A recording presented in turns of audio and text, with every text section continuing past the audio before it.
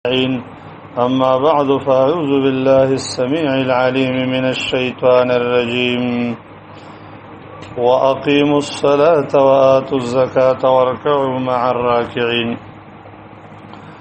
مخکنی درس کې د مانځه په باره کې د خشوع بیان او د هغې اسباب ذکر شو.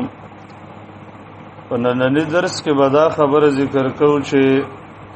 مونږ د پاره چې دا بهترینې فائدې ذکر شوې، دا حاله چې دا مونږ په جماعت باندې آدش یوازې نه یوازې چې مونږ ادا کېږي د هغې د پاره دغه فائدې نه دي، دومره بهترینې فائدې د هغې مونږ د پاره نشته، ځکه چې الله رب العالمین انسانانو باندې مونږ فرض کړی دی، په مؤمنانو د هغې په جماعت باندې فرض کړی دی. الله رب العالمین فرمایي وَأَقِيمُوا الصَّلَاةَ وَآتُوا الزَّكَاةَ وَارْكَعُوا مَعَ الرَّاكِعِينَ.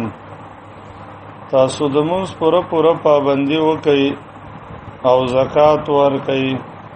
او د نورو رکوع کوونکو سره یو ځای رکوع وکئ. وَارْكَعُوا مَعَ الرَّاكِعِينَ. دغه وجه ده چې علما د دې امت هغه ذکر کوي چې مونځ په جماعت سره فرض دی، چې کله په غیر د جماعت نه مونځ ادا کړی شي هغه مونځ صحیح کېږي نه، هغه مونځ کېږي نه. لکه څرنګه چې احادیثو د نبی کریم صلی الله علیه و آله وسلم کې راځي، نبی علیه السلام ته یو ړوند صحابي رالی، ورته وویل چې یا رسول الله، مدینه داسې یو علاقه ده چې دې کې دا زندسر ډېر زیات دي او زړون د مسوق قاید هم زما نشته دی چې ما مسجد ته راولي، آیا ما لپاره به رخصت وي؟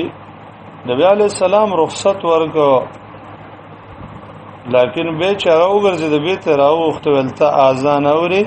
هغه ویل ویل چې اذان اورې نو بیا اجابت کوه. پوره یو ړوند صحابي ته هم رسول الله صلی الله علیه وسلم اجازت اونکړ، بلکې ورته ویل چې اذان اورې نو ضرور مانځه ته اجابت کوه. نو عام بل انسان ته به څرنګه اجازت وي؟ نبی کریم صلی الله علیه و آله وسلم فرمایي کوم انسان چې اذان واورېده او به اجابت اونکړ، کور ته راننلی، د دغه انسان بالکل مونځ قبلیږي نه، مگر که د عذر خاوند نو مونځ قبلیږي، ورنه بالکل مونځ قبلیږي نه. د جماعت مونځ ډېرې بهتریانې او فضیلتونه لري. رسول الله صلی الله علیه و آله وسلم فرمایي صلاة الجماعة تفضل صلاة الفذ ب27 درجه. د جماعت مونځ د منفرد په مانځه باندې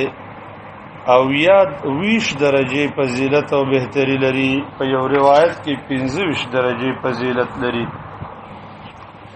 ابو هريره رضی الله تعالی عنہ فرمایي چې رسول الله صلی الله علیه و آله وسلم فرمایلی دي، وای د ما جماعت مونځ په منفرد انسان ځان لمونځ باندې یا په کور کې مونځ یا په بازار کې مانځه باندې 25 درجه بهتري لري. او د دې وجه دا ده چې کله یو انسان اودس وکړي، ښایسته اودس وکړي، به مسجد ته را روان شي او اس باعث په دې باندې مسجد ته راتلو نه وي، صرف مونځ ور باندې باعث مونځ مسجد ته راولي. دا انسان چې هر یو قدم اوچتای، د دې انسان د پاره په دې یو قدم باندې یو درجه لیکل کېږي، او چې کله دا انسان هر یو قدم ګدي، نو د دې انسان د پاره په دې یو قدم کې خودلو باندې یو ګناه ورته معاف کېږي، یو ګناه. او بیا نبی علیہ السلام فرمایي فاذا صلى لم تزل الملائکه تصلي علیه ما دام فی مصلا. کله چې انسان مونځ وکړي نو همیشه به ملائکه چې په دې د پاره د مغفرت او دعاګانې غواړي، تر څو پورې چې دی په مانځه په ځای کې وي. هغه صلات دا دی چې اللهم صل علیه، اللهم ارحمه، یا الله په ده رحمتونه نازل کړي، الله مغفرت ورته وکړي. او چې کله یو انسان د مانځه په نیت او اراده باندې کینی، د انسان دومره ثواب وشو لکه دی چې په مانځه کې وي. دیو جنا نبی کریم صلی الله علیه و آله وسلم نا عبد الله ابن مسعود رضی الله تعالی عنہ فرمایي وې د دې په وجه باندې د صلات الجماعت په وجه باندې یو انسان د گمراهۍ نه بچ کیږي او داغه د اسلام د ایمان حفاظت کیږي. هغه فرمایي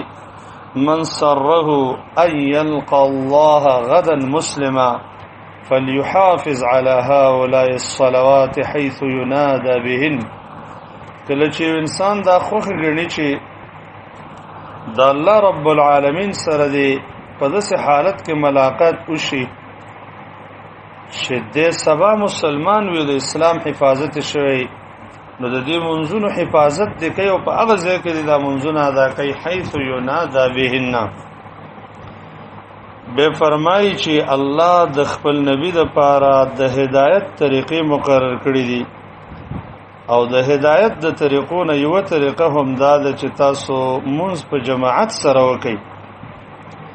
بیا فرمایي که چرته ولو انکم صلیتم فی بیوتکم کما یصلی هذا المتخلف فی بیته لترکتم سنة نبیکم ولو ترکتم سنة نبیکم لضللتم. که چرته تاسو دا منځ په هغه ځای کې کوئ په کور کې لکه څرنګه چې دا متخلف منځ کوي په کور کې نو تاسو به د الله د نبی سنت پریخي او کوم انسان چې د الله د نبی سنت پریدي نو دغه انسان هغه گمراه کیږي. به نبی کریم صلی الله عبد الله ابن مسعود رضی الله عنه فرمایي وي ولقد رأيتنا وما يتخلف عنها الا منافق معلوم النفاق. د رسول الله صلی الله علیه وسلم په دور کې به مونږ ځانونه لیدل چې مونږ صلات الجماعت نه با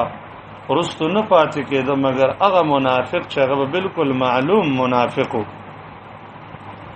بیا فرمایي ولقد كان الرجل يؤتى به يهادى بين الرجلين حتى يقام في الصف. یقینا یو سړی به راوستل کېده د دوه کسانو تر مابین بر روان پېښه او پای به لاسونه اړولیو تر دې چې هغه به صف کې ودرول شو په خپل براتلم نشو په دوه کسانو به لاسونه اړولیو او صف کې به ودرېد لیکن به هم د جماعت مونږ نه پرې خدا اومدغه رنګ قدرمن ورونو چې کوم علاقه کې د جماعت مونږ نه قائميږي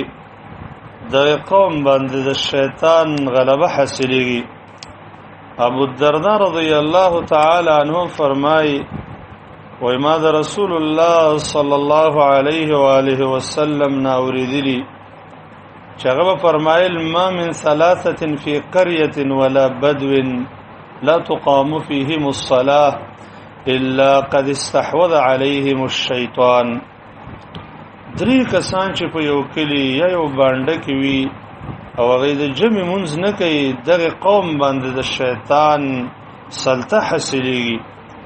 وجدا د جماعت د شیطان ډیر لري. شیطان هغه شیطان د مؤمنانو شرمخ لري شرمخ هغه ګډ رانیسي چې هغه د خپل ملګرو د خپل نورو ګډو رمینه چې د هغه ځان لزیت تلوي نو چې کله یو انسان ځان لمونځ کوي شیطان په هغه قوم باندې غلبه حاصلوي.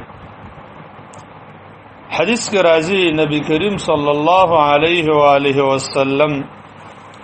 دغه انسانانو د کورونو د سيزلو اراده کړې ده کم انسانان چې د جماعت منستحضرین ورکي یعنی د جماعت منستحضرین نه ورکونکي انسان د دومره لوی سزا مستحق دی چې د کور دی او سيزل شي. هغه فرمای ما د اراده وکړه چې اوسري ته حکم وکم منس قائم کی به خلکو ته به خلک ولېګم چې غوي سره د لرګو ګیډي وي او هغه